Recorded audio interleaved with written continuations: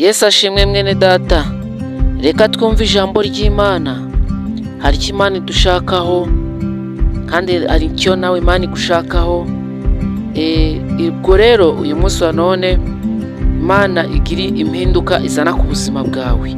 Ni ijambo ry'Imana dusanga muri Yesaya ibice 43 umurongo wa 2 hari kuvuga ngo nunyura mu mazi nzaba ndi kumwe nawe, nuca no mu migezi ntizagutembana, nunyura mu muriro ntabwo uzashya kandi ibirimi byawo ntabwo bizagufata. Ubuzima uri kunyuramo uri kumwe n'Imana, ntiwongere kwitotomba, ntiwongere kwivovota cyangwa se ngo wibaze ngo Mana ngo biri kugenda ute. Kumva ubuzima uri kunyuramo nubwo bitagushimishije, nubwo uko nabikomeye, nubwo uko nari amazi menshi, uri mu kigeragezo gikomeye ariko uri kumwe n'Imana. Bakuvuga ariko uri kumwe n'Imana. Wowe tuza umutima ushyire hamwe, usenge, uyihamagare. Ntabwo Imana izemera gutererana. Ibyago n'amakuba by'umukiranutsi ni byinshi, ariko Imana idukiza muri byose.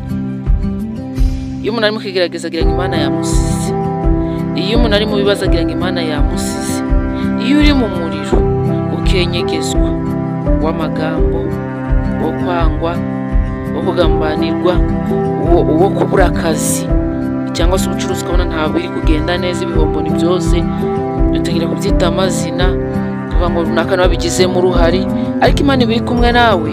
Nuko ibitavuze cecetse ariko usenze Imana yakuvugisha, avugana nawe. Utega amatwi wumve, urumva ijwi ry'Imana riri kukubwira ngo mwana wanjye humura, ngo waye amahoro, urugo rwawe ndarurinze. Wabura umusore cyangwa se umukobwa sinijye uzakubakira. Tega amatwi urumva ijwi ry'Imana riri kuvugana nawe. Wari uzi ko Imana ivuga? Wari uzi ko Imana ikora? Onga ubyizere. Nshaka kukubwira ngo mbese ubihagazemo ute? Uko ubihagazemo niko kuraguha igisubizo cy'umuriro uri kukwakira. Hari ubuzima unyuramo ukabona ari umuriro uri kwaka, ukabona umuriro uri kwaka cyane, ariko ntugire ubwoba, ntutinye umuriro. Umuriro utaratwitse Saduraka, Meshaki na Abedenego, ntabwo nawe Imana iremera ko ugutwika, kuko wemeye Imana ukayizera, ukayikurikira, ukizera Yesu Kristo nk'umwami n'umukiza wawe, urengera ubugingo. Ntabwo Imana yakemera ko ubugingo bwawe burimbuka, ahubwo izazana ibitunga ubugingo. Mu bitunga ubugingo harimo kwizera, harimo ibyiringiro, harimo gusenga, harimo imikorere. Iyo Imana yaguhaye ibyo kurya, imirire birinda umubiri, umubiri ukarinda ubugingo, ubugingo bukizera bukabona Imana. Ntangire gucika intege ngo utinye umuriro kunyuramo. Hari igihe cy'abantu bavuga ngo ngo uriya muntu ngo ari mu mazi abiri, kubera ko babonye ugeze mu kigeragezo, ugiye kujya mu nzu y'imbohe, ugiye gusenya. Ntabwo byose tuba twabigizemo uruhare. Ni Satani baba watwatatse akaguteza gusakuza wakwinjiza habi hakakuyebesha, noneho ugapfa. Harimo abantu bapfa ubugingo bwabo bugapfa mbere akibaki bazima, ariko none wizera Imana ubugingo bwawe ni buzima, ntabwo upfuye, ntacyo uzaba. Imana iri kumwe nawe. Humura, komera muri iki kibazo urimo. Ntabwo Imana izemera ko wicwa n'inzara, oya, ntabwo Imana izemera ko ubura akazi. Niyo wakabura none ejo wakabona. Hari n'uwakabuze bimaze igihe kirekire, ariyakira aravuga ngo bura ntabwo ari igeno ryanjye. Iyo umuntu atari yagira iby'ubutunzi byinshi aravuga ngo bura ntari igeno ryanjye. Oya, twese Imana twemere kuzagirirwa neza, ahubwo icyo Imana ishaka kumaza yakuraho imbogamizi. Hari igihe cy'Imana ivuga ngo wayubukire, bwa bukire bwaza Satani akaguteza abantu, Satani akaguteza ibigeragezo bikomeye, ukifuza ukararikira. Ninde waraye ingera? Ni wowe.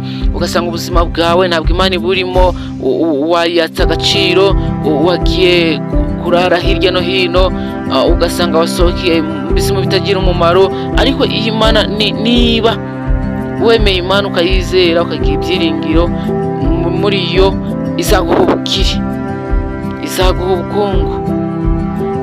Salomo nawe abivuze neza avuga ngo ubukire n'icyubahiro n'ubukiranuka nabyo biri iwanjye, Imana irabitanga pe. Yagiye neza Salomo ageze ku bwami, aravuga ngo Mana wagiye ugira data Dawidi neza, ukamufasha mu bihe bye byose, ukamugirira neza, urinda ubwami bwe ntiyahura n'ingorane. Nanjye rero ndashaka kugira ngo usangize uko yagiye gutamba igitambo cy'ishimwe cy'uko ari amahoro ku musozi Gibeyoni. Icyo gihe kuko Imana yanezerewe avuga ngo uko umwana wanjye aje kunshaka. Iyo dushatse Imana iratwiyereka, tukazamuka imisozi, tukajya guterana kwera, tukajya mu masengesho.